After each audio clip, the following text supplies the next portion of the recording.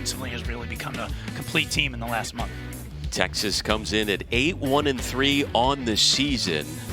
Undefeated in conference play, 2-0-1, 6-1-1 here at Mike A. Myers Stadium. Throughout a majority of the season, Texas had been one of the highest scoring teams in the nation, but they have relied, as we said earlier, on defense as of late. Angela Kelly in her 11th season in charge, undefeated all time against Kansas State. In fact, the Wildcats have yet to score a goal in the history of this series. Mike Dabini, the only head coach in Kansas State history in his 7th season in charge for the Wildcats, who come into this one 4-6-2 on the year, and 0-2-1 in the Big 12, and we are underway from Austin. The Longhorns have not lost a match since August, a 10-match unbeaten streak. 7th longest in program history. The record is 14, which was set a year ago.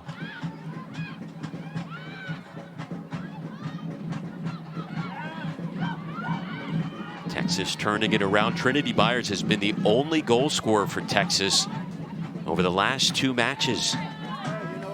Early on, I'm noticing, kind of surprised but not surprised, Kansas State line of confrontation pretty high. Met Longhorns at about the 30-yard line, and you want to do that every once in a while, is maybe kind of do what the opponent's not expecting you to do from a defensive standpoint. You try to come on the front foot, and especially on the road, and that's a risk, but a calculated risk, and I wouldn't be surprised if they mixed their defenses up tonight. A little bit of low pressure, a little bit of high pressure. Kansas State has been in a number of close matches. 8 matches decided by 1 goal. 5 shutouts so far. They've allowed 1 or 0 goals in 9 out of their 12 matches, which is really a good impetus for success. They just really have struggled offensively, like we talked about at the top of the broadcast. I think if you're number 23 Texas, you don't want to let a team like that hang around, who's been so close, as we said, to being in matches throughout the year.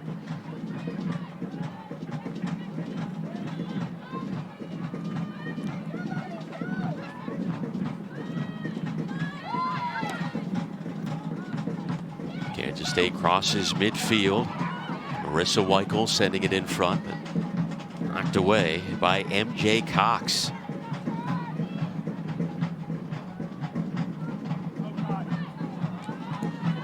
Cameron Brooks, the 50-year senior.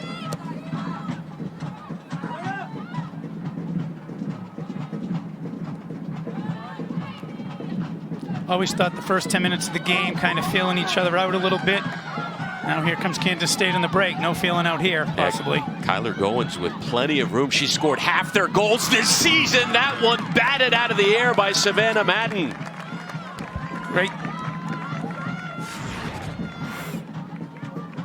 Great counter, very direct play, right to Goins, who we talked about at the top. Their main threat with 5 goals, a little north-south off the counterattack, which is how you're going to get Texas on the road, and that's a good start and a good energy boost for a team that's struggling to find some moral victories here from an offensive standpoint. Again, Madden coming off her 21st career solo shutout with a strong save there. Corner coming up for Kansas State. 6th-year senior, making her 57th career start. Monclar sends it in front. And out of play. Mike Dabini talked about restarts, something they really worked on this week. The numbers they commit forward, some of the gimmicks, the looks, everything from a deep throw-in like this to a corner kick, even to a goal kick. Those are the times of the game where the ball stops and you can actually do what you want with it. And when you're really struggling to get that one goal to break through, these are paramount for the Wildcats. That was a golden opportunity they had in the opening moments of this contest.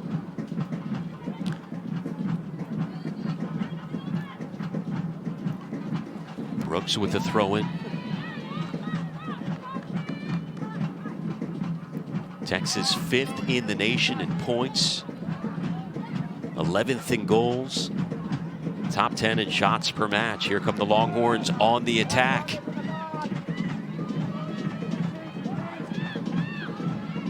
Julie Shimkin, the transfer, sends it back out wide, back to Shimkin. A couple of goals and 4 assists on the season. And offside. Right away, you saw Trinity Byers come deep, receive the ball in the pocket, play it wide, switch the point of attack. Such a multi-dimensional player. This past week when we talked to Angela Kelly, she described her as unselfish and a great passer. And I don't know if I've ever heard a coach talk about their leading goal scorer like that. They're usually one-dimensional, a little bit selfish in nature, and she said she's the ultimate team player and a gifted passer, which I thought was really a feather in her cap. Says at times she still doesn't realize how good she is, which is scary considering she's tied for the 4th most goals in the nation. Doing a little projecting on her career as it unfolds. She's already at 10 goals as a sophomore. I just wonder, could she be like a 2010, a 2015, being such a gifted passer? I think she will get to that 20-goal mark at some point, but will she even be around to do it? Who knows? We don't want to talk about that right now. The all-time single-season record at Texas is 16 goals, set by Kelly Wilson in 2004. Some fancy footwork, but the Wildcats clear it. Porter Lish trying to track that one down, unable to. But here comes Kaylee Thornhill, 3 assists on the season, streaking down the field and taken down. Emma Regan was there. A little bit of back and forth. Texas gets such an expansive shape when they build the game that when they give the ball away, very uncharacteristic by Lapo there in transition to foul. Kansas chose to do it quickly and probably should have taken their time and put numbers in the box. I'm surprised they hurried as much as they did. Kind of squandered a chance there. A Longhorn goes down. Play continues. Jilly Shimkin.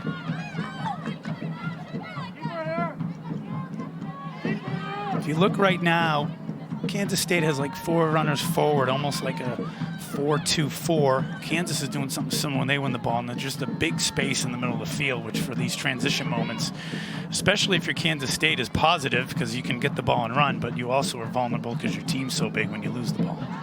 Lapamarta took that one away moments ago, and a whistle. Bit of a shove there with Byers and Jasmine Brown, the freshman from Arizona. Yasmin Brown, the anchor of their defense. Coach talked about her this week being a real general, great in the air. Probably good to do in the game. You want to introduce yourself to those attacking players early on and make sure they're literally and figuratively looking over their shoulders as the game develops. Certainly introduced herself to Byers. Feisty start to this one. Here's Holly Ward, the only goal scorer not named Byers for Texas over the last 3 matches. Find some space. Ashlyn Miller. That one taken away.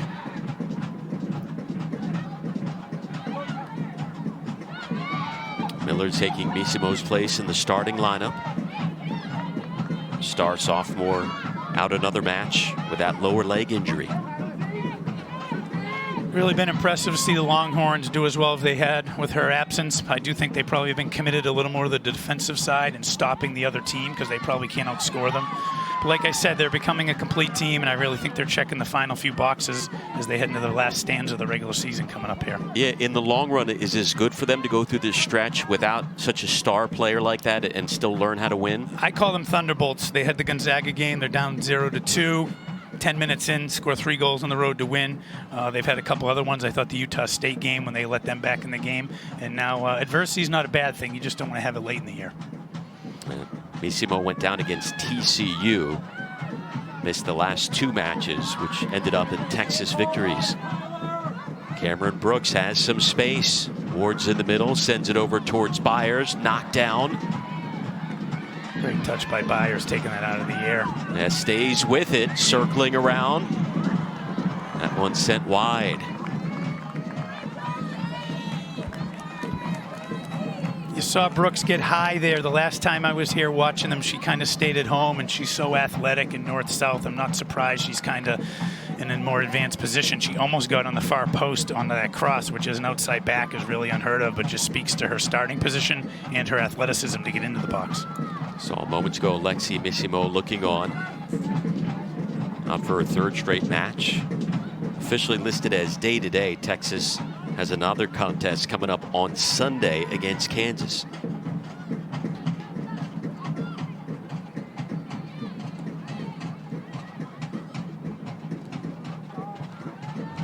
That one headed out off. Couple uncharacteristic giveaways by Regan early in the game. She's kind of the conductor, especially with Misimo out, really dictates the rhythm, connects the back of the team to the front, and she's kind of given away a couple vertical balls, which have led to these opportunities for Kansas State with another corner kick. And that was Porter List, the junior from Minnesota, out wide.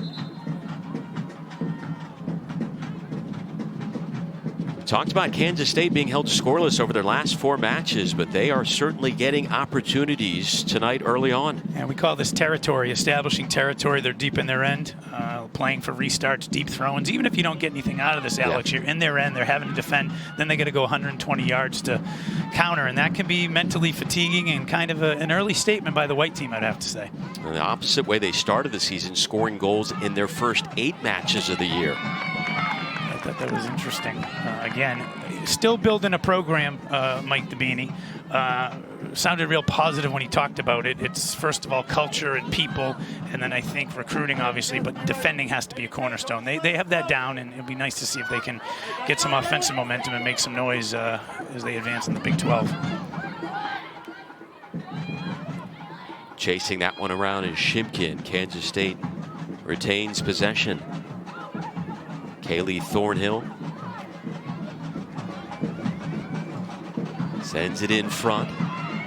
There is Goins, wide of the net. That's the 3rd time already Thornhill's been in an advanced position from that left wing position. She kind of drops down, not playing like a true winger, maybe kind of like an in-between. But again, service into the box. We'll see it here. There's Thornhill, left-footed player, serves it to Goins, and Goins is the one you have to be accounted for, and she was kind of probably in between 2 defenders. You don't want that to happen.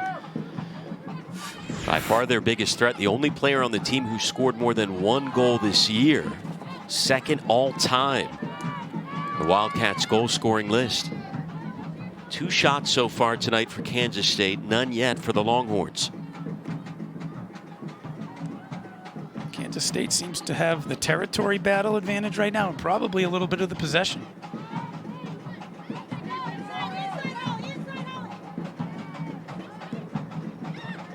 Knocked down by Holly Ward, sophomore from North Vancouver. Stays with it as Kansas State has 2 defenders in front of her. Great run by Ward. Great ball by Cox to get her out there. Great diagonal ball. Cox has really come a long way with her distribution, being able to connect. Obviously a great defender and athlete, a goal scorer also, but I really think even in the last several games, her ability to make that first pass has been great. Ward has great balance, very good one-on-one, 2-footed, an impressive player, and you saw her, defenders bounce off her, and that's something you can't teach. Ward scored the lone goal in that 1-1 tie against TCU. Tapped ahead. Here's Shimkin. Sent out wide. McFarland has some room to work with it. Moving to her right on goal. And the save is made by Elena Wehrmeyer. We've seen Texas have a lot of success going from left to right, come through the center channel, out wide. See Townsend go, McFarland go one-on-one. No goals on the season for McFarland, which surprises me. Had 4 goals in the final 6 games to finish last year, but a dynamic player, an exciting player who really unbalances defenses and probably makes life a little easier for Byers off of the surface. Good point. She's certainly due 10 career goals and playing in the 84th match of her career. I'm looking at this team through the lens of Angela Kelly yesterday and saying, what is next? I still think options B, C, and D have to come up with some big goals down the stretch here. I don't think Byers can continue to carry the team. She does need some help. And I think Missimo is obviously capable and back, but there still has to be somebody who's going to get in the neighborhood of 5 or 6 goals if you're going to play another, hopefully 10 to 12 games.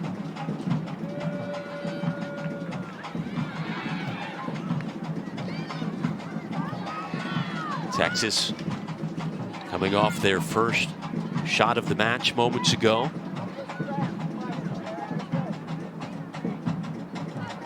But Kansas State somewhat controlling play early on. Knocked down by Brooks.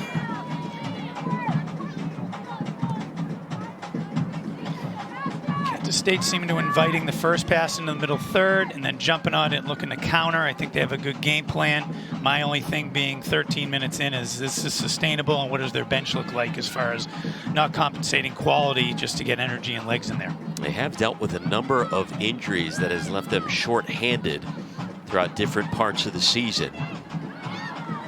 Supposed to get Joey Lujan back tonight after missing the last couple of weeks with a groin injury. Here comes Texas. Shimkin sending it out wide. Ward back towards the middle. Brooks in deep. It's knocked away and out of play by Kansas State. Mike Dabini talked yesterday about lacking a destroyer in the back of the midfield, somebody to break things up and protect the back four, probably start their counterattack, and that's a missing piece. That will come back. They have 2 injured players they're waiting on that are close, and hopefully that will change things offensively. Aliyah El-Nagar out, the senior from Mason, Ohio. So is Jesse Lauren. Texas stays with it. Here comes Shimkin chasing, fires it, and that one knocked away by Wehrmeyer.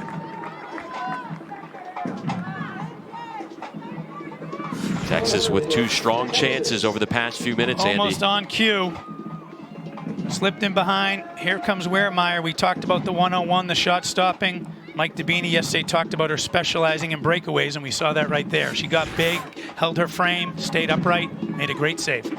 Coming off 8 saves in a 1-0 loss to a top 25 TCU team. Here's the corner by Texas off the top of the net.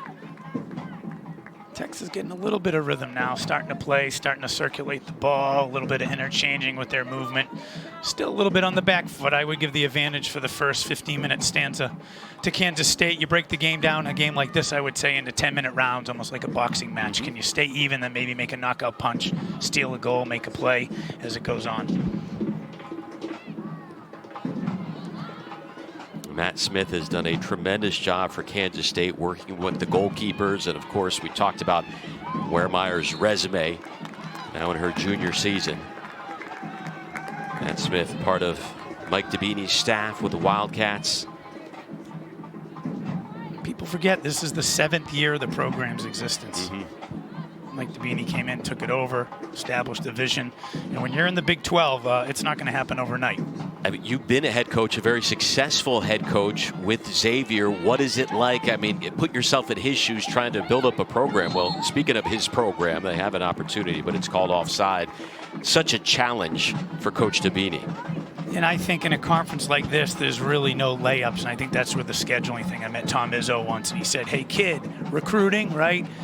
Culture, right? What else? And I looked at him, he goes, scheduling. He goes, scheduling's the thing nobody talks about. And you saw that with the start they had, scoring 8 consecutive goals. Pretty good, start to the season, but when you get into this, the Lions' Den, there's just a lot of heavyweight fights, and it's really hard. It's hard to get momentum. Coming off a close 1-0 loss to TCU, 1-0 to Oklahoma State before that. And then 3 matches ago, a scoreless tie with Iowa State.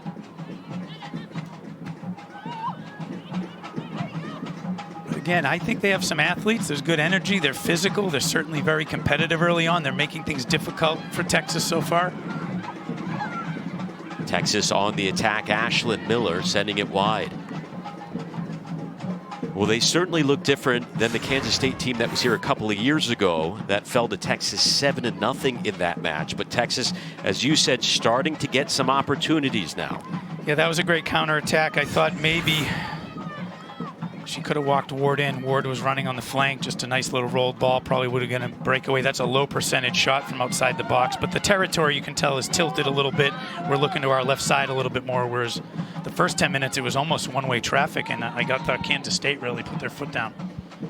That stop by Savannah Madden in the opening moments was huge on Kyler Goins.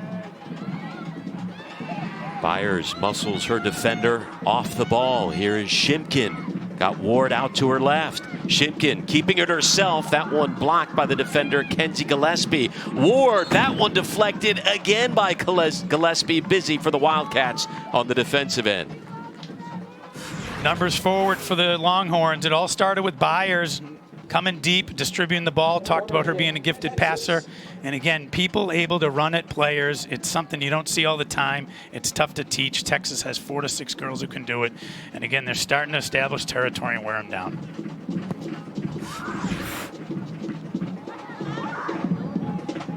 Ward fighting for it. Kansas State comes down with it, at least momentarily. Now Texas has possession.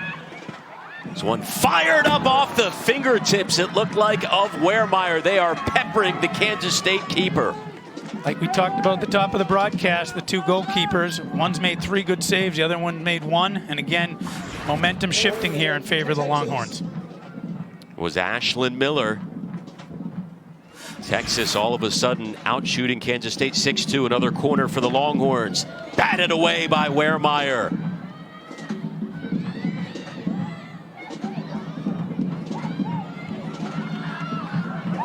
Here come the Wildcats back the other way, trying to create an opportunity. Goins is there, but there are 3 Texas defenders as well. It's Lapamarta who came up with it. People always think offensive restarts favor the offensive team. There's always some imbalance of the team because they have so many players in the box, and you can get counted on off of your own offensive restarts, and we saw that happen to Texas. Ward, 2 defenders in her face, slips it over.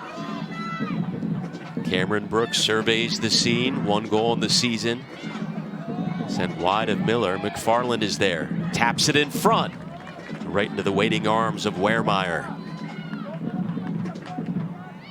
Early distribution by the Kansas State goalkeeper. You notice they advance up the field. They play direct, and in 2 passes, they're in behind. Here's Thornhill streaking down the field. That one, Chase, that was actually Kyler Goins. 10 career goals, 5 of them coming this year. That took Kansas State 5 seconds to go roughly 100 yards. Started with early distribution from the goalkeeper. I really am impressed. They're not backing down. They're not sitting on the back foot. They're kind of going at Texas a little bit. Texas just had 3 shots in 30 seconds there, but that was a good counterpunch by the Wildcats. Texas, again, has never lost. Kansas State never even allowed a single goal to the Wildcats.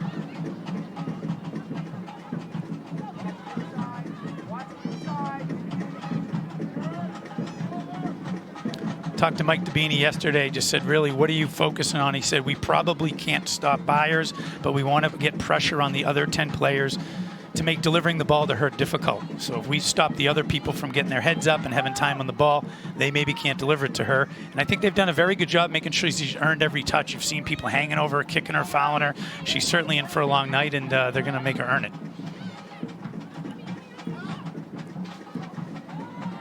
That one skimmed off a Ward and out of bounds.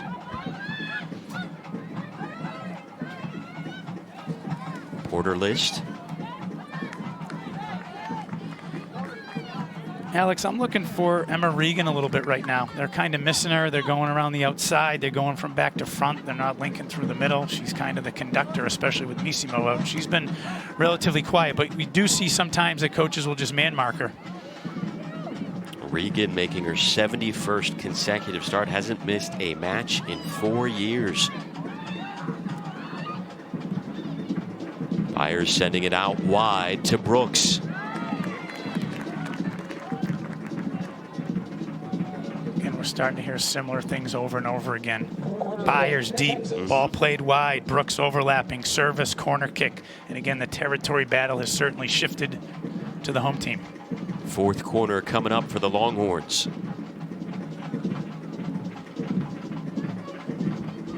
MJ Cox on the far post, almost like a decoy. She stands way out. You don't see her. Let's see if they send her in or she's just trying to divert attention. Headed out by Kansas State. And Thornhill clears it. Talked to Angela Kelly this week about her short bench. They're averaging about 3 or 4 subs for roughly 90 minutes a game. The last several games, that's not a lot. Some college teams use 10 or 12. She said, I want to ride these players. And she also said something interesting. They want to play at the next level. They want to play for their country.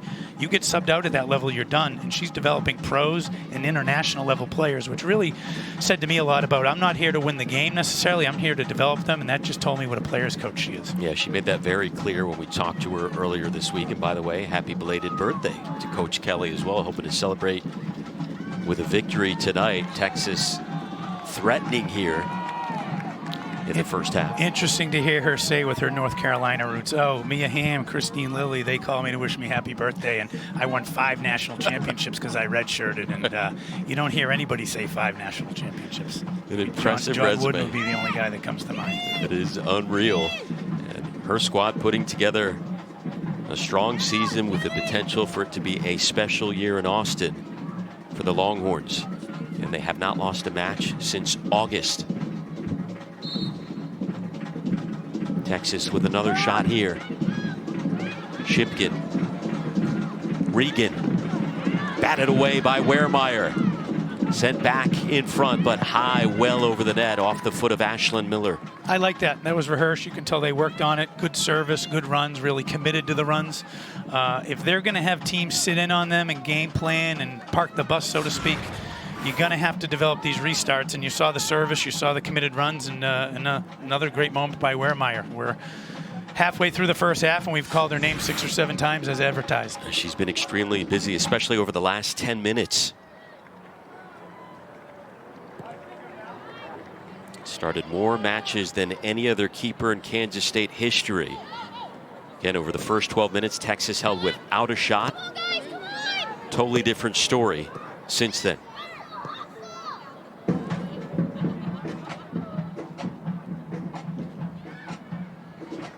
And another chance, cutting towards the middle of the field.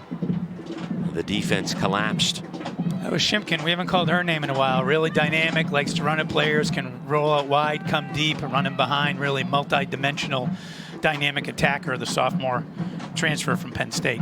Scored a goal in the first match of the season against Lipscomb and as well against UT Rio Grande Valley. Here comes Texas again in front and off the defender, out of play. And again, Cameron Brooks, left back, far post. Byers gets a defender on the hip, spins her, gets the end line. Great cutback. This is where you get worn down, Alex. You know, corner kick after corner kick, goalkeeper making saves. So far, so good for Kansas State, but there's definitely a turn of the tide here, and we'll see if the Longhorns can cash in. Texas with their 5th corner of the night. Shipkin. Texas averages about 7.5 corners per contest, but again, already 5 here in the first half. Ward settles it down. Scanning the defense.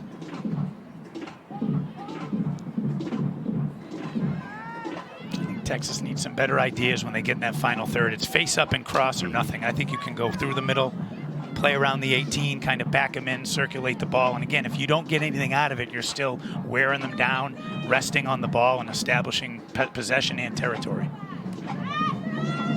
Brooks with the throw-in. Tapped in front. Shipkin was there.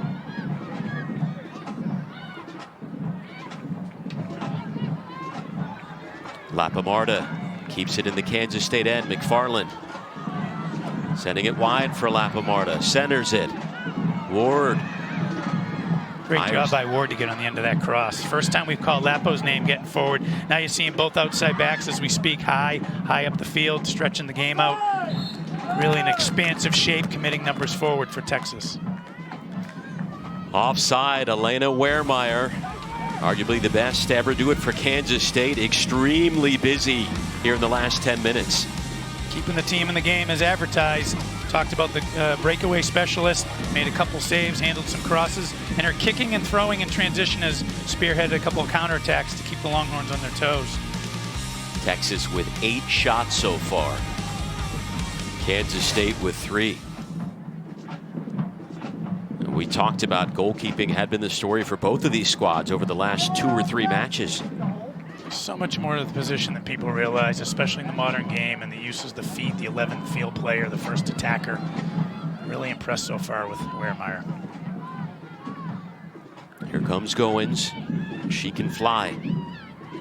Stepping in front of that one, Ward, momentarily. And taken away by Texas.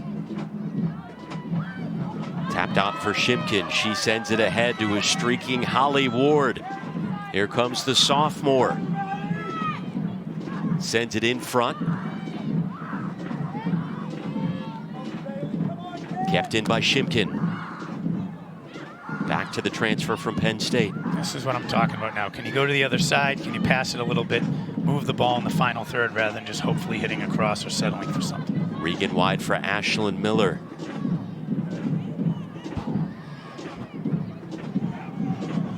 McFarland tapped away by Maddie Weichel, a junior from Omaha, Nebraska.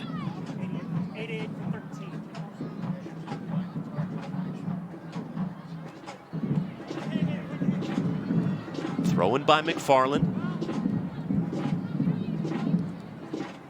Byers, the only Texas player to score over the last 2 matches without Missimo. Here comes Kyler Goins, had an amazing opportunity in the opening minutes of this contest. Looking for help. Cut off by the Texas defense. Thornhill has it. 3 assists on the season for the junior from Kansas. Stepping in front of that one was Lauren Lapamarta. That's Lapo in a nutshell right there. Steady Eddie, tough one-on-one, simple connecting pass, get your team out. Goins has expended a ton of energy in the first half for Kansas State. Really interesting player, though. Got a great gait, glides with the ball, runs with the ball well, really moves well. Good balance, competes, pretty good engine, it looks like. I can see why she scores goals. Again, 5 this year for the senior from Broken Arrow, Oklahoma. Less than 15 to play in the first half. Kansas State controlled play in the opening 12 minutes. Since then, it has been all Texas. Texas looks poised. They look composed. A couple weeks ago, Angela talked about, I want my team to work smarter. I'm challenging them to think a little more. When we talked to her yesterday, she talked about how tactical they are and how they're employing things and seeing things and developing stuff out of drills and training. And I really could hear in her voice that she's thrilled with that. And as a coach, it's really nice to see the maturation and the fruits of your labor. And now they're a smart team and a talented team, which is really dangerous if you think of their personnel. Extremely talented, top 15 in the nation in goals, shots per match, points. Tonight out shooting Kansas State 8-3, already 5 corners for Texas, and the time of possession. Serious advantage for the Longhorns. Not too long ago, it was 51-49 Kansas State, and then the tide turned, and certainly that's reflected in the numbers. Substitutions on the way for Texas. Sydney Nobles, the senior from Southlake, making her first appearance of the match. Well, Mackenzie McFarland gets a breather. Interesting. Sydney Nobles is a senior with 65 career games. All Big 12 freshman team, and she's coming off the bench. And you just talk about all the ingredients and the recipe, and I really think Texas has that. You're able to bring somebody like her off down the stretch to wear teams down. And there's a couple more capable ones on the bench as well.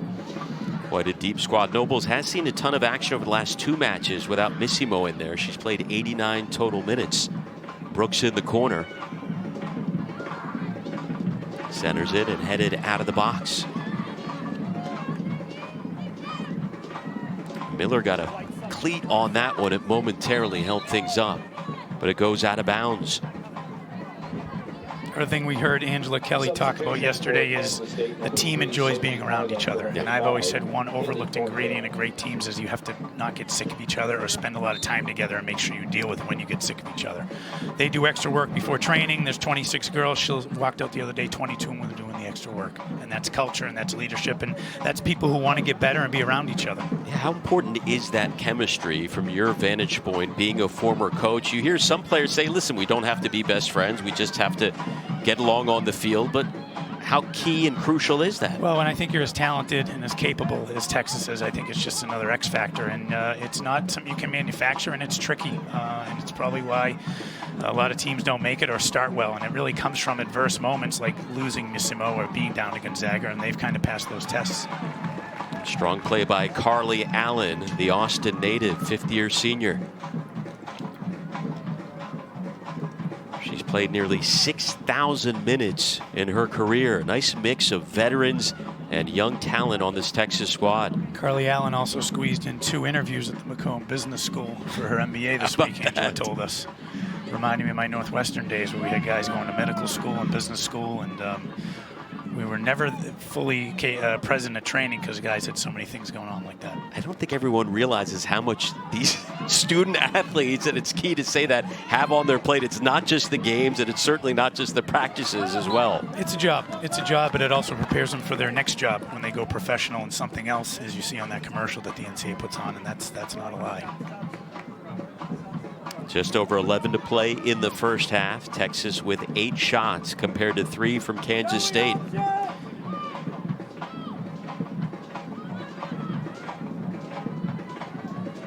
Coming up on the 10-minute mark, Alex. I like to call them the 10s, the first 10 of a half, the last 10 of a half. It's amazing how many goals are scored at the end of a half between subs coming on, fatigue, people taking their foot off the pedal.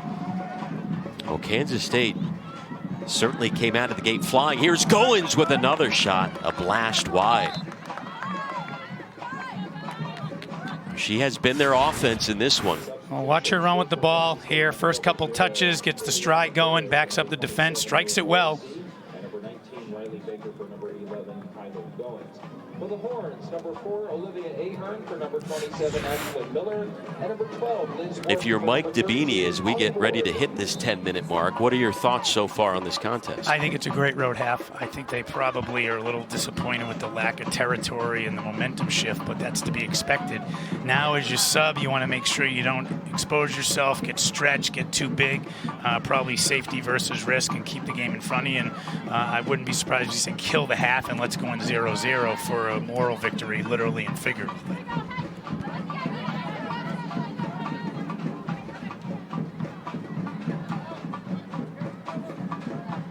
Kansas State has never beaten a ranked opponent in program history. 0-15-2, but hanging right with a top 25 Texas team tonight. It's interesting. Kansas State has a 500 road record. They've actually struggled at home, and actually winning at home is really another box you got to check as you're building the program. They've done pretty well away from home, as we see tonight. Not surprised. Two defenders engage on Nobles. Sends it back out.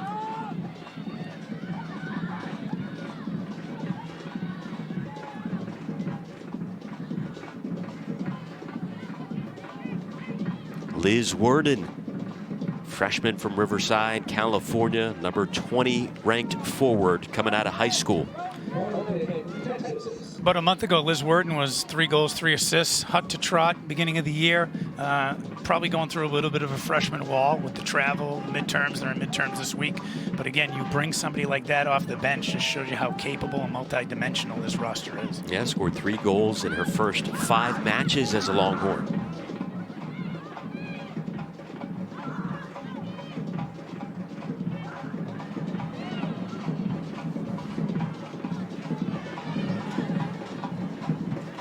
Ada Anderson clears it for Kansas State out of bounds. Pretty happy and impressed with Texas tonight in their restarts. They've employed a long throw. They've had the overlap, a couple trick plays. You can tell they're intentional with them. They've been working on them. And again, in playoff soccer down the stretch, coaches will tell you restarts are an X factor and a difference maker, and I think it's another tool they got to put in their box. That one was taken away from Olivia Ahern. Here comes Kansas State, 8 minutes to go in the first half. Wildcats unable to get that one on goal.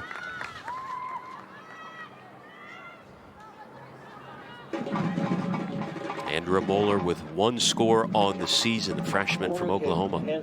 Talked about subs, talked about the end of the half, the 10s. Ahern comes on, gets run by, probably taking a minute or two to get her heart rate up and get into the game. But these are the critical moments where your lineup gets changed and things can happen. Second corner of the night coming up for Kansas State.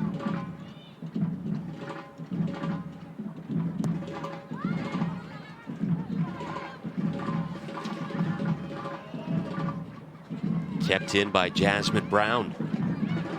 Wildcats still fighting for it. Ahern gives chase. Well, Mike Dabini, at halftime, I'm going to talk about, hey, great job. We did this well. We got to maybe be aware of this, but we got to capitalize on our corner kicks. We've had 3 of them that the serve hasn't even passed the first defender, and maybe you do something short and employ that to try to change it up, or reposition the ball for a better service. But those are $5 bills, I call them. They add up and they have value. Kansas State with 5 shots so far in the half. Texas still sitting on 8. And the Longhorn takes a spill. Trinity Byers with some comments to the official. Tonight. Yep. You got to protect those players if you're the official, but if I'm Kansas State, their players and coaches, that's what you want to do. Deny her facing the goal. But this is a critical area. You got to be careful. You are fouling and preventing Byers from getting going, but the other side of it is this deep restart late in the half. Texas setting up as Shimkin chats things over with Ahern, the freshman from Vancouver. Here we go. Shipkin sending it over, batted out of the box, a header, and back the other way comes Kansas State. Wildcats have shown plenty of speed tonight. Another counterattack off an offensive restart. We talked about that. Pretty good job by the Longhorns getting behind the ball. But again, Kansas State, end of the half, the reserves are on. They've brought some energy, and the territory has certainly shifted a little bit, and they're playing in Texas's end with 5.5 left.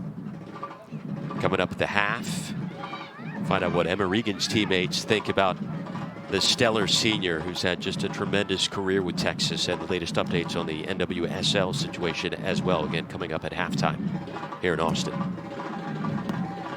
Nobles chasing that one, kicked out of play. Great job by McFarland, attacking player by trade. Doesn't really want to track back, but if your attacking players are committed to defending, that's a great sign for Texas.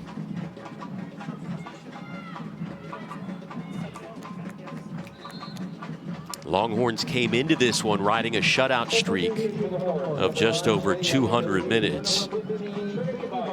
Obviously continuing that so far. Trinity Byers coming out for Teni Akindoju, the senior from Nova Scotia, here with less than 5 to play in the half. Akindoju, another dynamic, unbalancing athlete, played 36 minutes against Texas Tech, has been seeing a lot of time lately with Misimo out.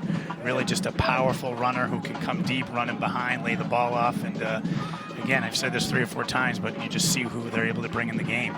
Scored her only goal of the season a few weeks ago against Texas Southern in that 8-0 win. Worden gives chase, unable to catch up with it.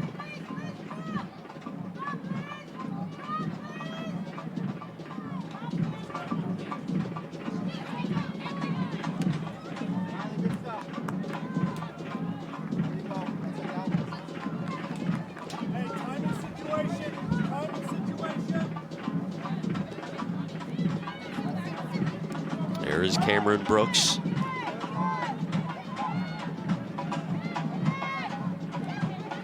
MJ Cox. Akindoju was bumped off the ball, and Wildcats back the other way. Akindoju stuck a foot out. That was Yasmin Brown with another aggressive step on the center forward. She's the one that coach talked about this week, and she certainly let her presence be known by the 2 center forwards who have played for Texas tonight. Lapa Marta stepping up and taking that one away with just over 3 to play in the half. Sophie Harlan gives chase.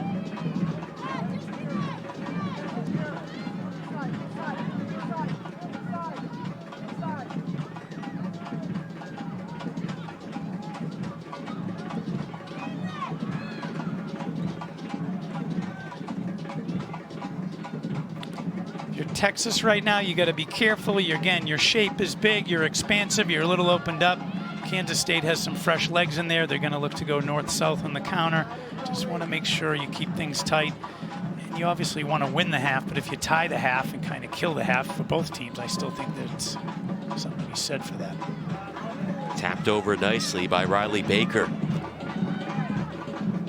But stepping in front of that one was the veteran, Allen. Carly Allen. That's Carly Allen right there. If you're going to put her in the highlight video or a 3-second video, what she is, that's her. Just making it look effortless. Yes, it's consistent, steady, and again, it's on and off the field. Just a complete package as a human being. Off the Kansas State throw in, Texas trying to bring it back the other way in the final couple of minutes here of the half. Taking a spill was Emma Regan. A giveaway. Riley Baker. Texas regroups.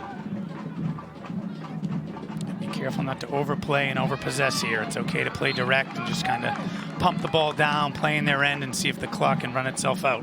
And Worden had trouble with that one. 1.5 minutes to go. Texas with 3 shots on goal. Kansas State with 1. I would say both teams, their shots on goal have been capable, like well-executed, legit shots on goal where saves had to be made. And that can be different than having 10 shots where nothing really happens. Akindoju found Shimkin. Kansas State tries to ride her off the ball. She drops it off for Ahern. Over to Nobles. Cuts back in the middle. Worden is there. Now it's Brooks, 1 minute to go. Brooks to her left.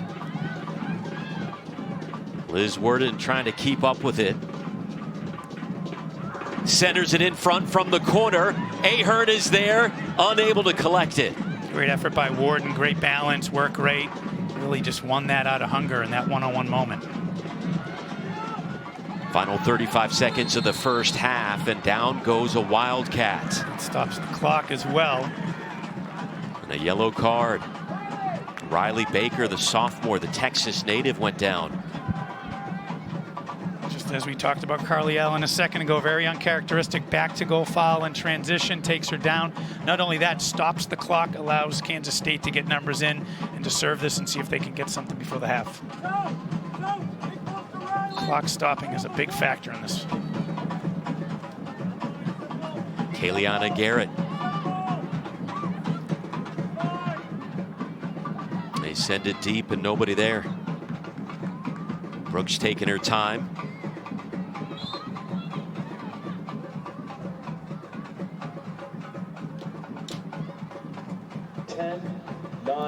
And the final seconds tick down in the first half. It will be a scoreless first half. Surprise, surprise, considering this was the topic coming into the match. Strong defense by both of these squads over the last handful of matches.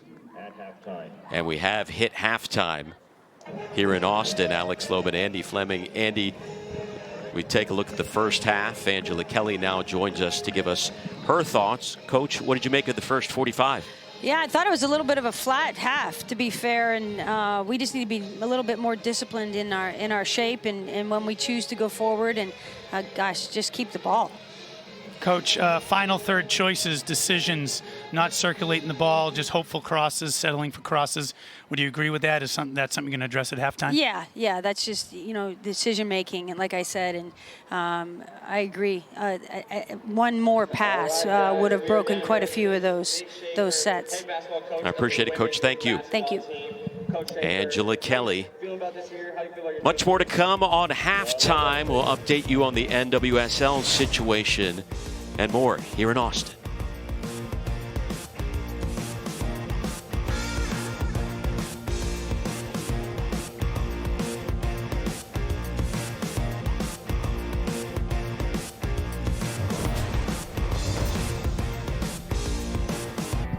All right, let's take a look at some first half highlights. A battle between the Big 12 goalkeeper of the week, Savannah Madden, and Elena Wehrmeyer. It was Madden with a big stop early on, opening moments of the contest on Kyler Goins. It was almost like a great segue. The first 15 minutes we saw, as advertised, the goalkeepers have to keep their team in the game and make great saves. But then Texas started to get their chances offensively. McFarland working around the defense. Wehrmeyer is there. Wehrmeyer, the experienced keeper, coming off one of her best outings of the season. 8 saves against the top 25 TCU team. Here's Shimkin, the transfer from Penn State, unable to get it past Wehrmeyer. She was a brick wall in the first half. Field really tilted to the left as the half went on. Momentum really went in Texas's favor. Texas out shooting the Wildcats in the first half 9-6. Shots on goal 3-1. Longhorns average about 7.5 corners a game. They already have 6 in the first half. Second half on the way.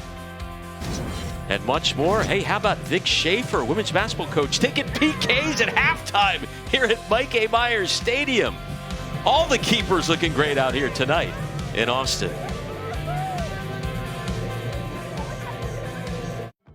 20 minutes of that first half. Yeah, but midweek, midterm, middle of season had all the makings of one of those games, and they got to be careful because sometimes when you don't allow a goal for a while and you're on a roll, you got to keep your fists up, and I'd be interested to see how the first stanza of the second half goes for them. Again, looking to remain undefeated all time against Kansas State. The Longhorns lead the series. 6 wins, no losses, no ties, and they have outscored Kansas State in the history of the series 17-0. Texas with 9 shots in the first half, 6 of those 9 coming from Simpkin and Miller. Second half is underway.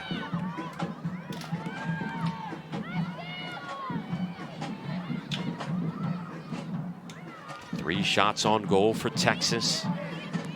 1 for Kansas State. That one coming in the opening minutes courtesy of Kyler Goins.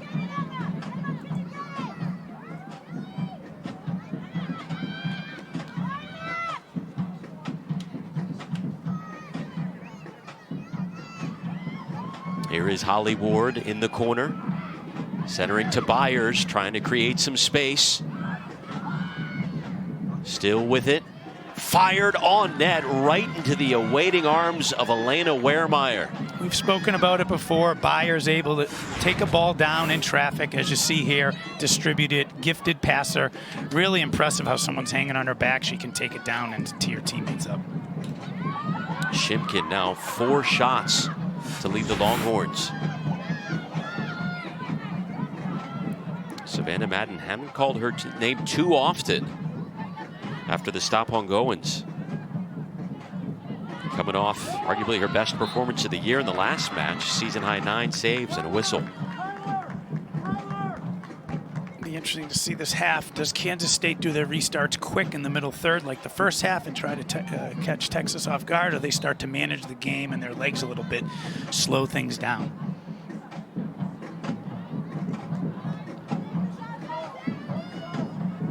Kirsten Von Klaar, the senior from North Carolina.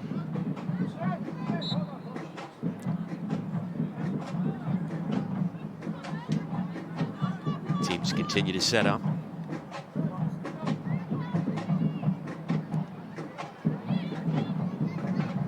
Madden is there. Texas looking to extend their school record of Big 12 regular season unbeaten matches to 13. Haven't lost a Big 12 regular season match since November 6th of 2020. That is 699 days ago. Here's an opportunity for Texas. McFarland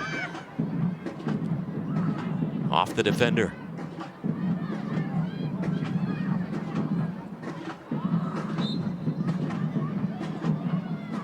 Already 2 minutes into the second half, Alex. Emma Regan's played 2 great diagonal balls. Real great range of pass, really opening things up. We didn't hear too much from her in the first half, and I think that's something that was probably addressed at halftime based on what we've seen thus far. Regan scored 1 goal in her first 70 career matches, has 2 in her last 10.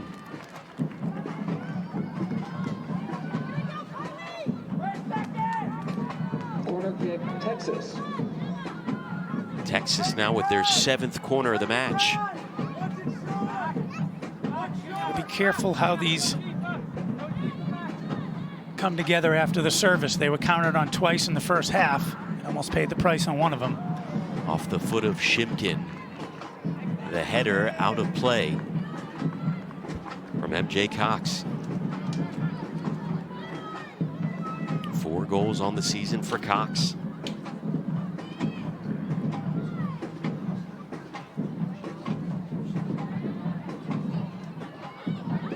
Trinity Byers has scored the only goals for Texas over the last 2 matches, and 3 matches ago it was Holly Ward with the only tally. Taking a spill was Kaylee Thornhill for TCU. Thornhill was a name we called quite a bit in the first half. Great pace, good engine, gets up and down, pretty good server with the left foot. Her and Goins are a pretty good partnership up there. They just got to probably play direct, especially in transition, and stretch Texas out with that big shape that they tend to have. In case you missed it, Lexi Missimo missing her 3rd consecutive match with a lower leg injury. She's considered day-to-day. You go back to the start of the season, couple girls missing the start of the season, the exhibition games, the first couple because of national team duty and stuff. I don't think that's always the worst thing in the world. I think other people had to step up. Obviously, their depth's on display every time we see them play. But obviously, when she comes back, that's a difference maker. But it has been interesting how they've been able to not really miss a beat without her. Won the prior 2 matches despite her absence. Ashlyn Miller getting the start in her place. And there is the sophomore, number 33rd ranked midfielder, coming out of high school, McKinney, Texas.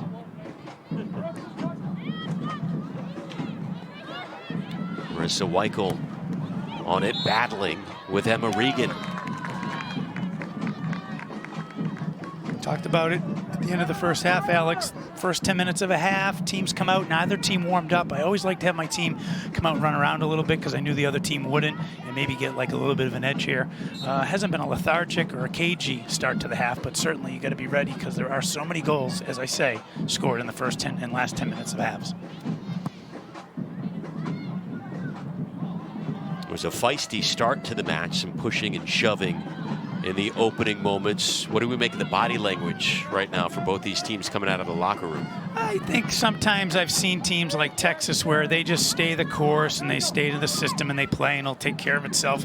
Then you have the upstart, hungry road team, Kansas State, really looking to make something happen. And I think both of those are kind of fit the description so far. Wildcats nearly had an opportunity there. Charging for it, Marissa Weichel takes down Texas player Lapamarta. First time we've heard Weichel's name tonight. Mike Dabini talked about her as being the engine of the midfield, a two-way player. She scored 6 goals last year, only has 1 this year, have more of a deeper role because of some of the injuries they've had, and as a result, their offense has suffered. But coach goes with defense first, and I agree with that, and it's just too bad she hasn't been able to really get on the board thus far. Tied for the 4th most career goals in Kansas State history. And play comes to a halt with less than 40 minutes to go. Texas out shooting Kansas State 11-7. Shots on goal 4-2 in favor of the Longhorns. As this unfolds, I talked about 10-minute segments, breaking the game into chunks, almost like a boxing match. Can you stay even, then maybe win one of the rounds? Can you make one play? And really, as we near the 10-minute mark of the second half, I think Kansas State continues to do that. Here is Trinity Byers, sending it wide for Ward. Looking for help. Circles back and drops it off for Byers, the sensational sophomore, over to Shimkin. McFarland unable to keep it in. Kansas State doing a good job of keeping Byers in check. 7 touches in the final third in the whole first half. That's definitely, I would imagine, the lowest we've seen all year, but not as a surprise. They game planned for this. They talked about it. And again, as much attention as they put on her, it was the other people around not delivering the ball to her. And I really think the proof is in the statistics. How difficult must it be for her to play without the player, the friend she has played alongside for pretty much the last 10 years of her life, Lexi Missimo? Coach Kelly talked about it. They've known each other since they were 8, and I've talked about in the past, it's almost like a coaching video, the first striker and the second striker. But I do think, again, this is where you're seeing the many dimensions of Trinity Byers and really where she's picked up the slack. And her passing, which is what Missimo's thing is, really is probably coming to the forefront now without her in there. Byers leading the team with 11 goals in 11 matches, 1 shy of last year's total. And she is on pace to break the Texas single-season record. For the Longhorns, certainly not worried about stats right now. Locked in a scoreless battle with Kansas State.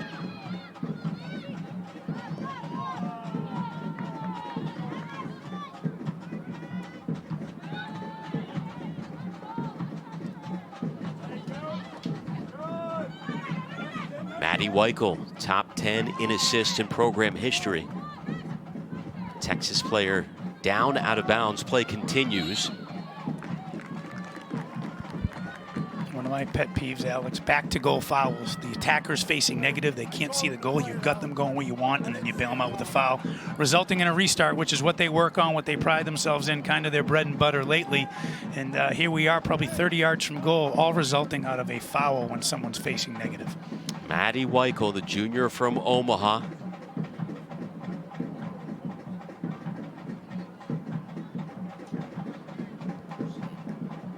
Big moment here for the Wildcats. 36 to play.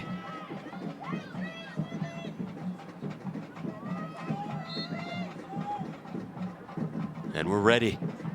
Weichel sends it in front. Headed out of the box. Here comes Byers. Cuts back towards the middle. Tried to find McFarland, and that one was cut down by the Kansas State defense. Oh, the gifted passing, though, of Trinity Byers on display once again. Jilly Shimkin. Sends it in front, and that one kicked wide off the foot of the sophomore Byers. Go to the genesis of this play is a counterattack off a defensive restart. Byers laying it off. Shimkin getting to the end line, knocking on the door again. Shimkin able to run past players just like Ward, and they really have to employ that over and over again if they want to get the goals they need tonight. Jilly Shimkin, the former 5-star recruit. She was the number 7 prospect in the nation coming out of high school, Rockville Center, New York. She signed with Penn State. If you look at it, Ward, Misimo, Byers, Cox, Miller, Shimkin, all sophomores. Phenomenal.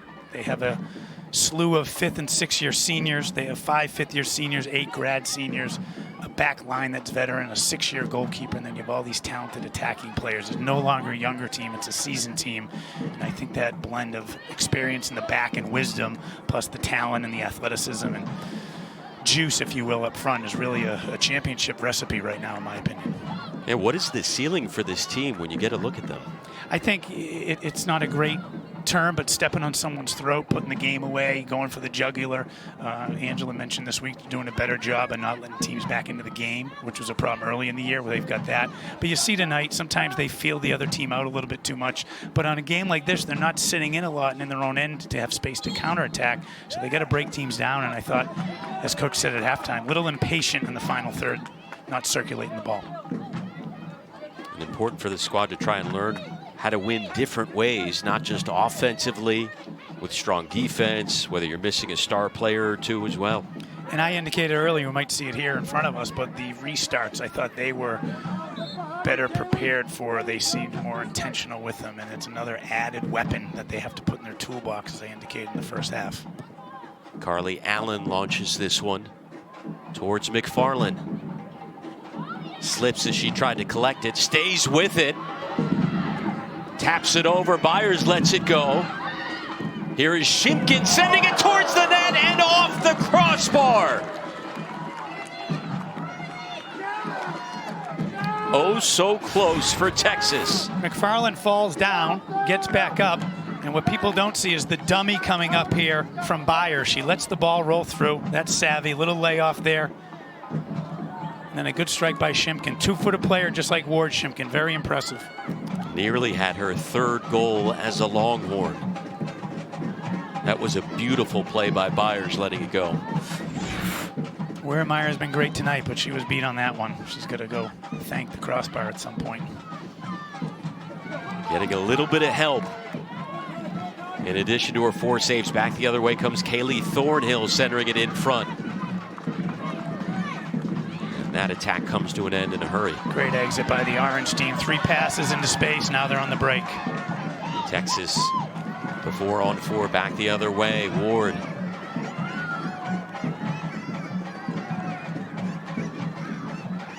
Trying to find Shimkin. Texas resets offensively. Byers with some spectacular moves, sending it out to Ward. Has a good look. That one kicked aside by Wehrmeyer. This time it's Regan. That one off the post. What chances for Texas here in the second half? Sound like a broken record, but Byers is the setup person and Wehrmeyer is a great goalkeeper. This game's opening up. It's becoming a track meet. Now we're going the other way. Back and forth. Here's Kaylee Thornhill closing in on the Texas defense. That one cleared. Groans from the crowd here over the past few minutes as they could sense it. They felt like the home team was about to take the lead. Not the case. This one sent on goal. Normally, I would say the track meet doesn't favor Kansas State, but as you can see, great save by Wehrmeyer, keeping the ball alive, and then a great little bent ball there. And we've had a crossbar and a post in the last 3 minutes. If you're Wehrmeyer and you're hearing those noises behind you of the ball hitting the crossbar and hitting the post, what's going through your mind? Well, there's actually a component of goalkeeping where you have to cover the goal and cover all the goal that's available, and you actually parlay the ball or parry the ball to the post or the crossbar. And I think she did that on the second one, but certainly the first one hit the crossbar. She owes the crossbar a favor. One more look. As you can see, a little layoff, little bend on it, left foot, little English. And then not only does it hit the crossbar post, it goes across the goal line. I mean,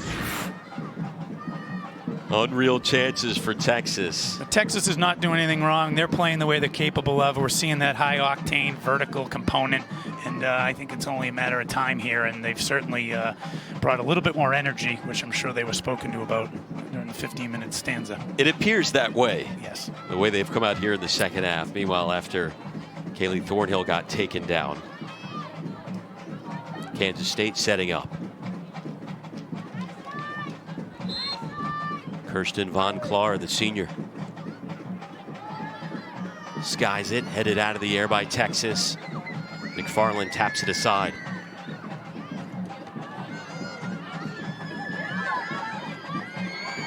Shimkin trying to get it to settle down. Yesterday, Mike Dabini talked about challenging the Longhorns from wide areas, crosses in behind, making the goalkeeper come off the line, asking questions of the back four, vertical balls as well as balls from the flank, and we're starting to see that on the restarts, but I thought the center backs in particular are doing a good job of protecting Madden tonight. Texas averages nearly 20 shots per match. They're up to 15 so far tonight. McFarland sending it in front, and again, the junior keeper Wehrmeyer is there. Yeah, in the games Texas has had success in, if you go back, it's usually 10 to 12 corner kicks and upwards of 20 shots, and we're starting to knock on the door with that. I especially think their restarts are due to break through. I thought they've been pretty sharp and crisp on them, and you know, it's different than I've seen in the past. Here comes Trinity Byers, has some space, dangerous player. Moves to her left. Defense momentarily swallowed that up.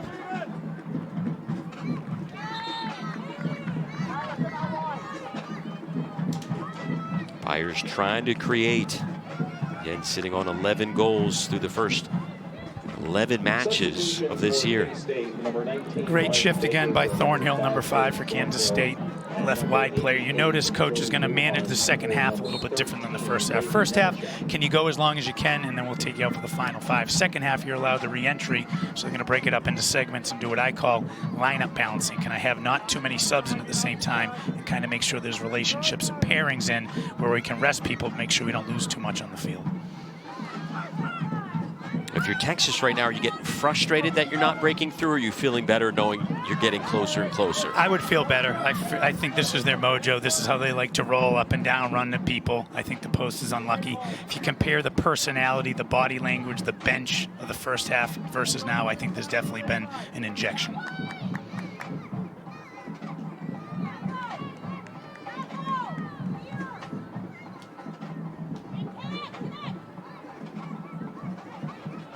Texas with 4 shots on goal so far tonight. Kansas State with 2.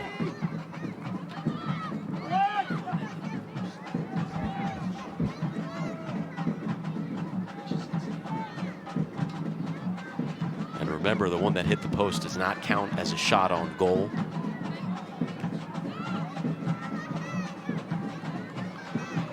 Regan. Byers taken down, and that will certainly draw the attention of the officials. Yasmin Brown once again reminding Byers, I'm still here. You're going to be here all night. They were jawing at each other a little bit early on in the contest. Yeah, Brown's a good-looking central defender, got size, got some length, good in the air, runs well, certainly physical, doesn't mind a tackle here and there.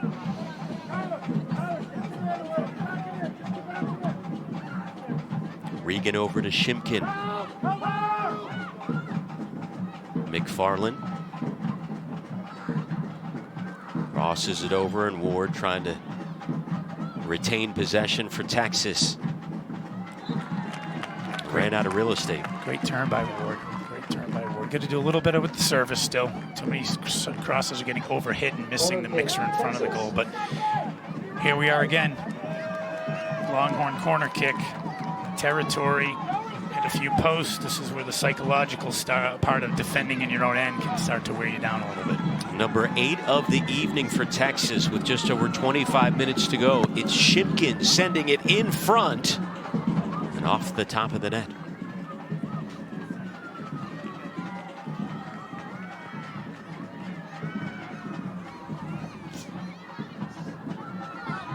Maddie Weichel sends it over.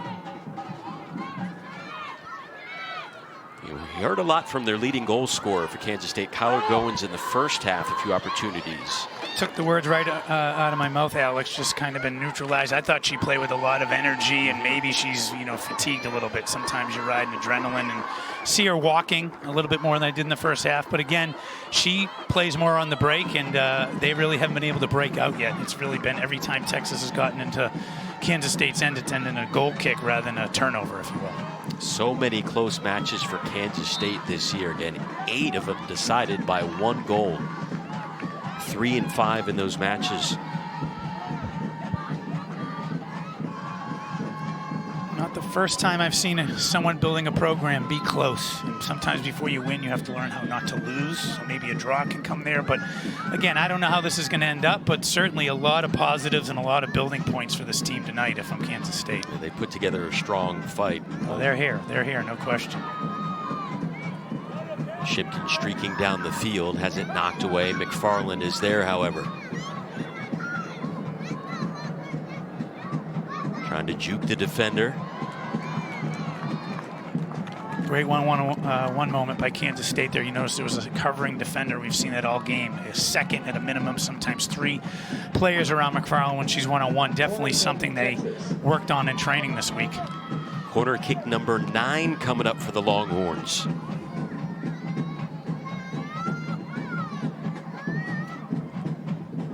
Cameron Brooks, the senior from Round Rock, ready to go. Talked about this, has to get past the first layer, past the near post.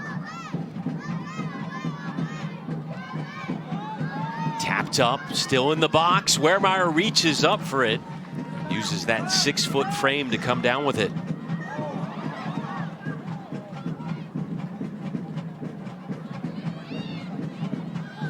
Well, it helps when you're trying to build up a program to have a goalkeeper with that type of talent guarding the net.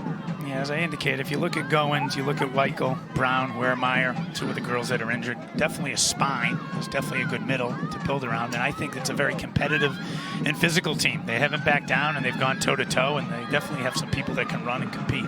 Texas with numbers right here. This one in the net, and the Longhorns have scored the first goal of the night, courtesy of Cameron Brooks.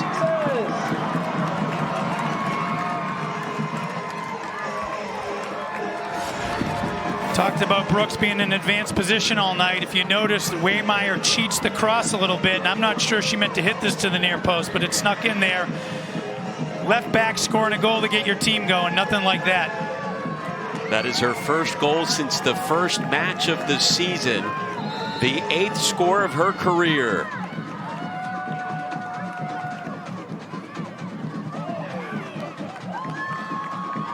And I remember watching the Longhorns about a month ago, and Brooks stayed at home, and I've seen her play higher up the field. She's good on the far post. I was surprised she wasn't in more advanced position, and we've seen that over and over again tonight, and that's an added dimension, just another player to worry about. The assists go to Trinity Byers and Jilly Shimkin. So that ends the stretch of Trinity Byers being the only Texas player to score for 2+ matches. Cameron Brooks breaks through in the 68th minute. Halfway point of the second half. A lot of time for Kansas State to kind of counterpunch here. Did a good job of getting through that second segment of the half. And they're probably going to have to put their foot on the pedal and maybe adapt their tactics or the substitution pattern a little bit, Alex, because we don't have overtime anymore. Texas, if they are able to go 3-0 without Lexi Missimo, an impressive run minus one of their stars, but still 21+ minutes to go. Texas on the attack again. Here's Lapamarda crossing towards the middle. Past the defense. Ward a little bit too far for her. Takes some time to track it down. Look at Ward dance on the byline there. I like it. Weaving through the defense. Well, you saw Cameron Brooks high on the last goal, the left back. Now Lapo, the right back, is high. She dribbles inside. Got the outside backs coming at you, and those are just 2 more problems to worry about if you're Kansas State. Double-digit corner kicks for Texas tonight. Just dominating play right now. Ashlyn Miller, the sophomore. Byers back to Miller.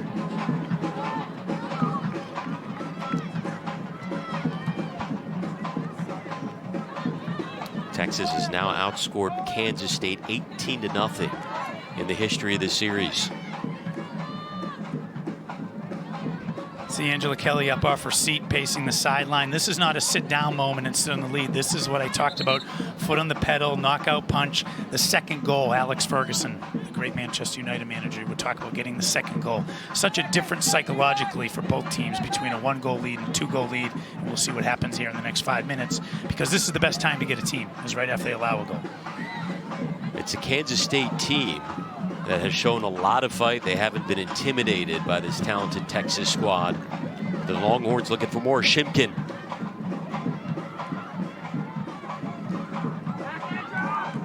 Byers back to McFarland. In front, off a defender. Shimkin trying to get ahead on it, unable to. Weichel clears it. First time we've heard Weichel's name really in a while. Mainstay, two-way player, 6 goals last year.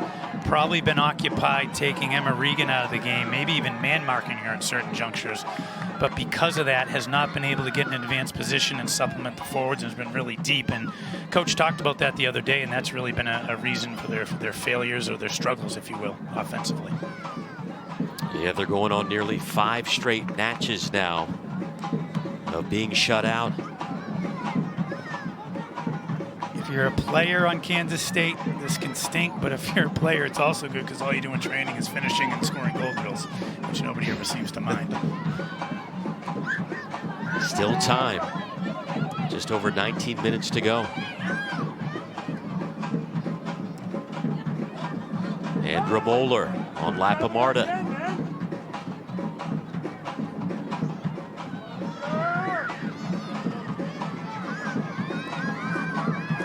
Ward trying to streak down the field and outrace his Kansas State defense. Look at the speed from Holly Ward.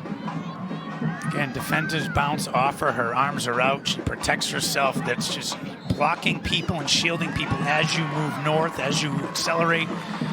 You don't teach that. That's hard to find, and not enough players do that anymore because people are into the possession thing. But as I said here, you'll see on the replay, in the corner, advanced position, taking 3 players on, getting down the byline, almost got out of it. An exciting player to watch. That ball just stuck to her foot, frustrating the Kansas State defense. Another corner coming up for Texas. Really a strong player, strong upper body, wiry, really protects herself well.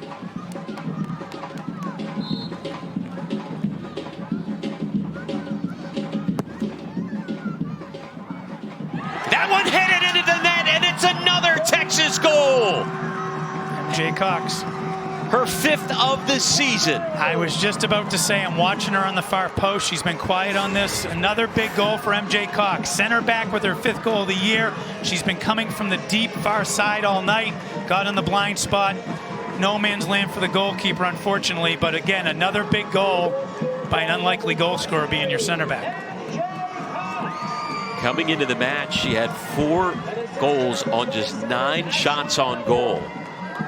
72nd minute. And you brought it up. Hey, listen, the best time to get a team is when they're down, coming off just giving up a goal, and Texas does just that. 4 minutes later, we call it the 10, start of the half, end of the half, 10 minutes after a goal is scored. I've seen it several times, and like I said, if they're going to advance and continue to grow, the restart component has to come into play, and we just saw that. Ashlyn Miller, the sophomore, with the assist. And Texas with a nice 2-0 advantage here. And time running out on Kansas State.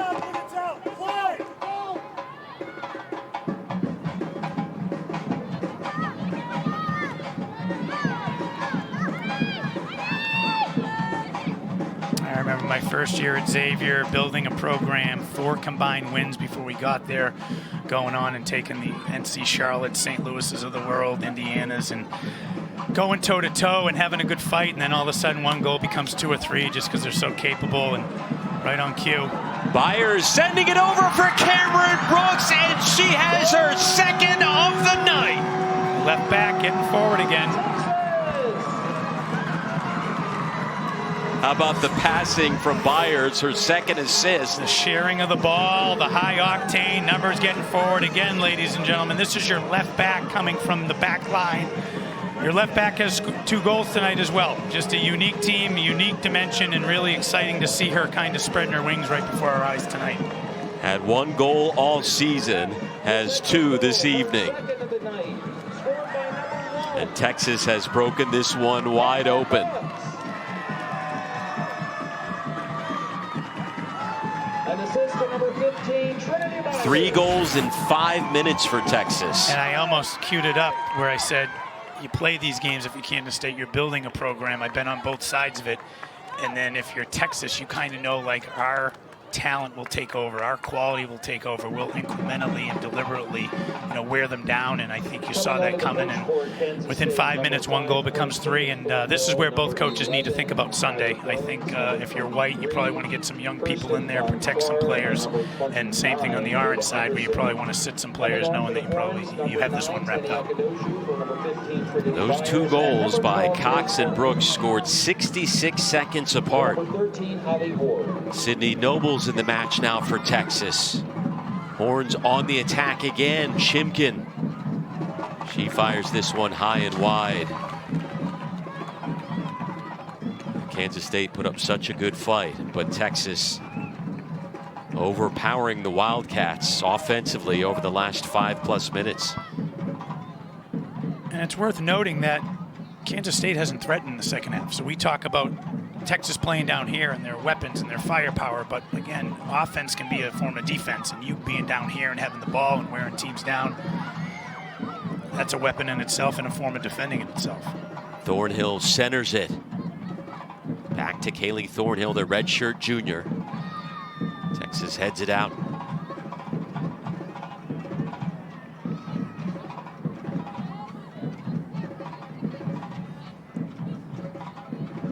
Texas will be back in action on Sunday against Kansas. No word if Lexi Missimo will be back for that one day-to-day with a lower leg injury. Here's Liz Worden. It's a great time for Worden to come on and get some quality minutes. Definitely capable players, had a great body of work this year. Type of player, if you're playing in a Big 12 tournament, a couple games in several days, NCAA tournament, you need to develop some heroes or some people off the bench late in the year. I think she has a couple big plays in her and needs this experience, and I'm glad to see her on there. So Texas in terrific shape to remain, again, undefeated overall since August. Hoping to push their unbeaten streak to 11 and looking to extend their school record Big 12 regular season unbeaten streak to 13. First career 2-goal game for Brooks. Not surprised to hear that.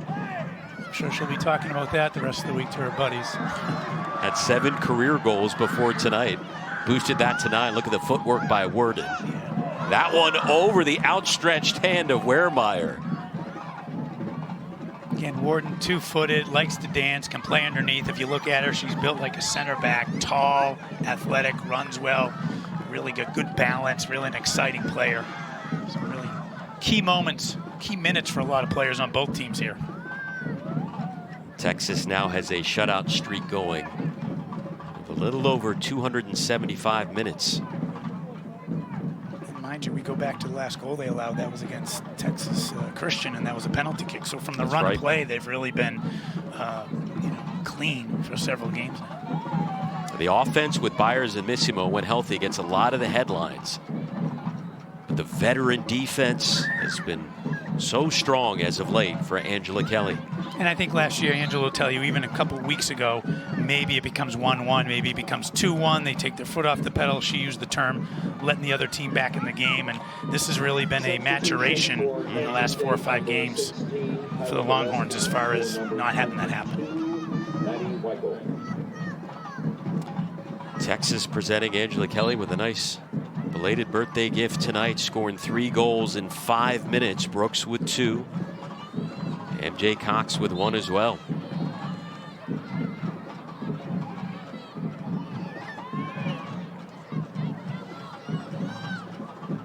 Back 4 still intact for Texas. Very rarely do you see somebody sub there.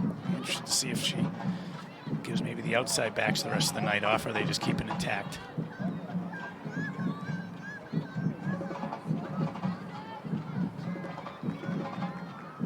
Madden hasn't had to be too busy. 3 saves, a huge one, great save in the opening minutes. And after that, the rest of her team took control of this contest. She doesn't make that save, Alex, who knows what would happen. Whole different match. A team that hadn't scored in 4 games on the road, looking for some breakthrough moment. And that's the small margins that exist in college soccer, and that's why a veteran goalkeeper and a top goalkeeper is hard to find, something you hang on to. Again, the reigning Big 12 goalkeeper of the week, making her 57th career start, the 6th-year senior. Now the coach in me is thinking, geez, if Elena Wehrmeyer has a 5th and 6th year, we can start thinking about that, because she's going to be definitely a all Big 12 goalkeeper, I would imagine, sooner rather than later. Junior from Blue Springs, Missouri. Thornhill coming down from the near side. She's had a few looks here in the second half, but the defense has closed on her quickly. And MJ Cox, I'm going to use the term once, sits in a rocking chair and plays the game back there. And that's not a knock, that's a compliment. Just effortless, smooth, plays within herself, puts out fires, very simple, and then quietly, you know, brilliant in a way. 5 goals on the season now for Cox.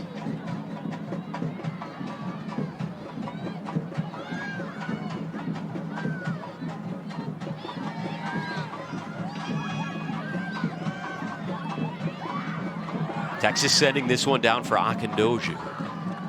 Great moment in transition by Ward, and we've seen her run with the ball, but you see her passing on the run, not easy to do. Really gifted as a setup player, as I said, and a take-on artist. A lot of dimensions to her. Longhorns came in averaging just under 3 goals per match. On pace for a 50-goal season. That's just during the regular season, which would be the 4th highest scoring regular season in program history. Witnessing some good stuff from the white team. I noticed Goins clapping, cheering her teammates on. Good little transition moment there. You got a couple of younger players who are getting 20 minutes, which I think a lot can happen when you're evaluating or you kind of get this opportunity. It's not easy to go in when you're down 3-0, but if you make the most of it, I've seen careers change and people get elevated based off of whatever you want to call these minutes. Important minutes for a rebuilding program, or at least a building program in just their 7th year of existence.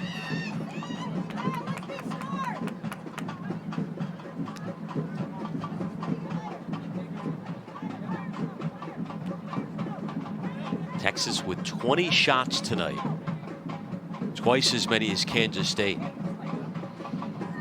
And to counter what I said about Kansas State, if you look, you see Trinity Byers and Holly Ward standing up next to the coach, cheering their teammates on.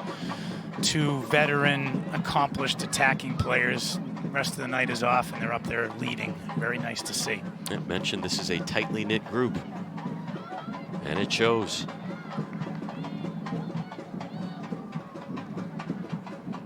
So Trinity Byers now in 3 matches without her partner on the pitch, Lexi Missimo. 2 goals and 2 assists in those 3 matches. And I think the other thing we talked about, you know, early on is the B, C, and D options and other goal scorers. Obviously the ones you expect to generate more, but maybe some unlikely goal scorers. And I talked about, can somebody in the back maybe score for a restart? I didn't expect Brooks to get 2 goals from the run of play, but you need some more supporting actors or actresses, so to speak, in your attack. Just over 9 minutes to play. Texas has been so impressive at home this year. 6-1-1. Byers and Ward come back out. Nobles gets a breather. Another good shift by Nobles. Happy to see her, senior, an accomplished senior. And again, developing depth and just figuring out more people that can contribute.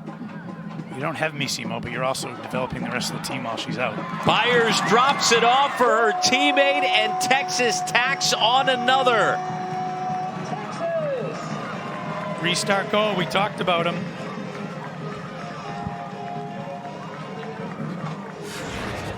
Deep throw in, Byers posting up. How many times we said this? Layoff, runner.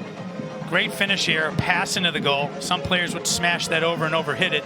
But again, Byers present. She literally subbed on 15 seconds ago.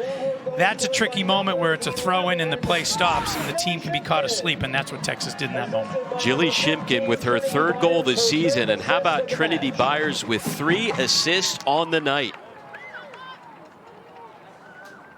And again, those of us that do these production meetings or calls with the coaches, we know what talked about some of the storylines, and it's really funny. The goalkeeping for Kansas State has been there. Angela talked about Byers as a unselfish player and a great passer. Angela talked about, can we get more players to score goals and someone to complement Byers, and all those things are really unfolded tonight and come to fruition, and it's really neat to see because I think it's on their mind and they're working on it, so it's no surprise that it kind of took care of itself. Just an unreal player, the sophomore from Richardson, Trinity Byers.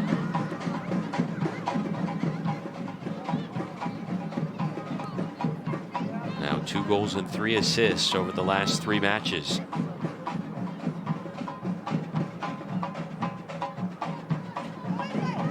Texas, I'm trying to kill the game. 2-touch, spacing's moderate.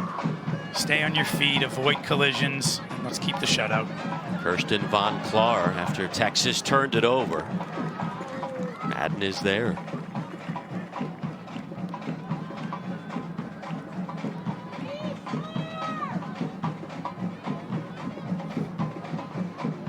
Still some heavy lifting to do in the Big 12 if you're Texas. By no means is this a cakewalk.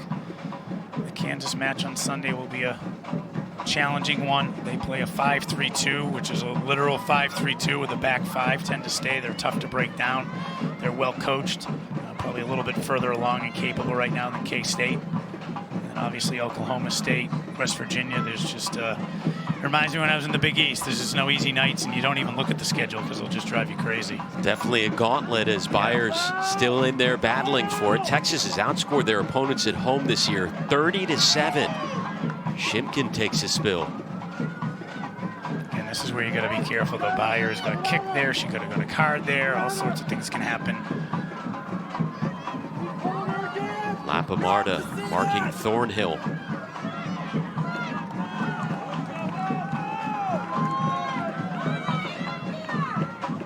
Just over 6 to play in Austin. A convincing performance from Texas.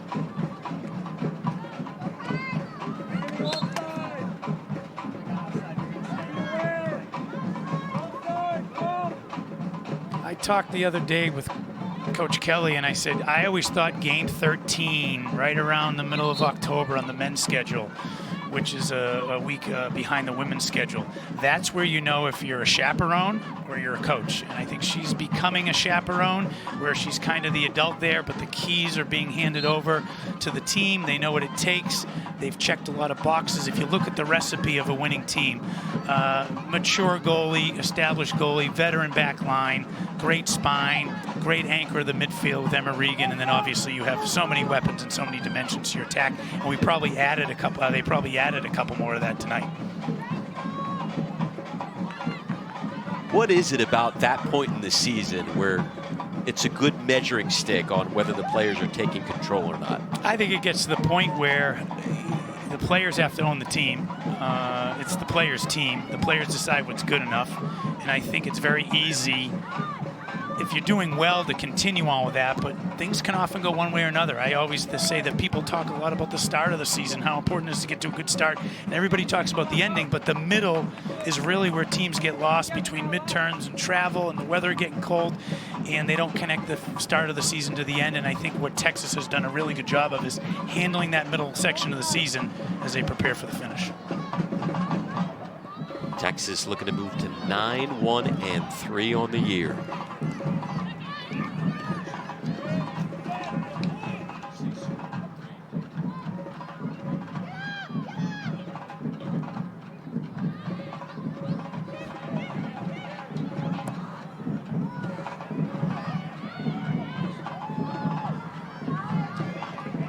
Just over 4 to play. Texas still on the attack. I was just about to say Byers was in an offside position and came onside to stand in front of the defender, playing on her blind spot. That's by design. That's stuff that you do at Texas, and you probably learn from Angela, but I'm not surprised if any of that came from playing for the United States, and that's just next level savvy stuff, thinking the game. You're a gifted athlete, a gifted player, but now are you out thinking the person you're playing with? And that's what Coach Kelly talked about. This is now a tactical team, a savvy team, and a mature and no longer a young team, I might add as well. And an aggressive team, keeping their foot on the gas here, not letting up, despite holding the 4-goal lead. Some smiles exchanged between Coach Kelly and the transfer from Penn State, Jilly Shimkin. Shimkin with a goal and an assist tonight, her first career Big 12 goal.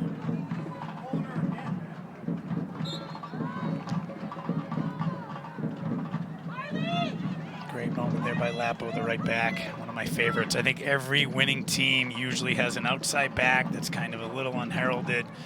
Shows up, punches the clock, tough to play against. She's really a thorn in the side of whoever she's going up against, and just really stays within herself and very consistent, I would say.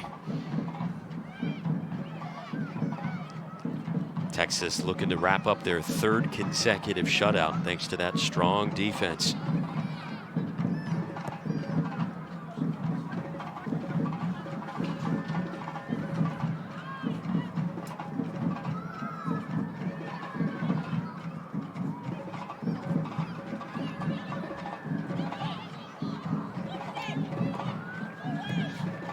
Longhorns with 4 goals off 21 shots.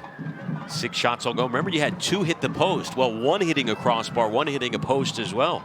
Yeah, and that was all kind of in the same time stanza. We talked about the Gonzaga game a couple weeks ago where they scored 3 and 13, and I thought that was great, and they kind of put that one to bed tonight. This is twice as fast if you do the math. That's what they're capable of, though, Alex. This is a team that just can go around you, they can go over you, they can play through the midfield, they can link, they can break you down, they can possess it, they can go direct. And then you see in tonight, and I just sense that the restarts are really starting to come around as well, and that's really going to be a difference maker in postseason especially. Texas with 11 corner kicks. They're already top 10 in the nation in that category, averaging just over 7 per night. Like we said, they're 21 shots, 11 corners. Usually if they're at 20 shots and upwards of 10 corner kicks, that means they win.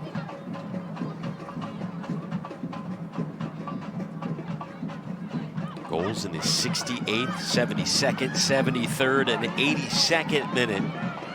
Here is Trinity Byers. Minute and a half to play. That one poked away. She's still in there. Something I noticed this week, Texas is 49-0-1 when scoring 2 goals on Angela Kelly. So let's make that 50-0-1 tonight. And if you allow 1 goal or 0 goals, you have a good chance to get a result. But if you score 2, usually you have a good chance if that's the offensive goal as well. This defense and Madden in net, absolutely. 1 minute. 12th corner of the night.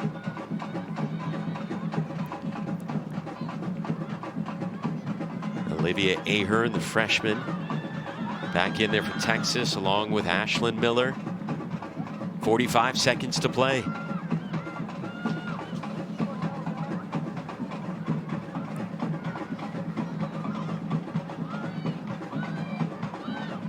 Well, I felt like a month ago I kind of challenged the team a little bit through my comments. I was a little disappointed. I kind of wanted a little bit more as far as separating the score line, not letting them back in the game like Coach Kelly said, and really being a well-rounded, complete team, particularly in the defensive side of the ball.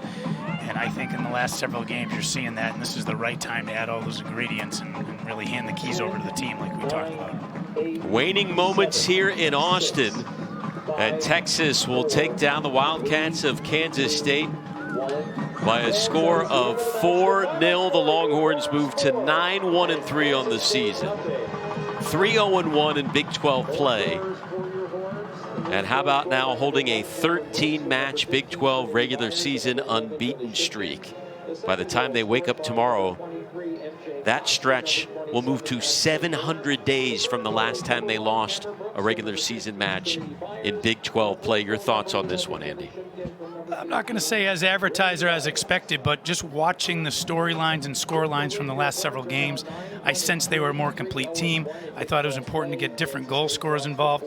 But credit Kansas State, because if you walked in here and didn't know how either team was doing and you walked off the street, I thought the first part of the first half they had command. They had a good game plan, and there's definitely a lot of positives to take. But this is the Texas team we all expect, and I definitely think there's a maturation process or corner that's been turned, and it's interesting to see how much more they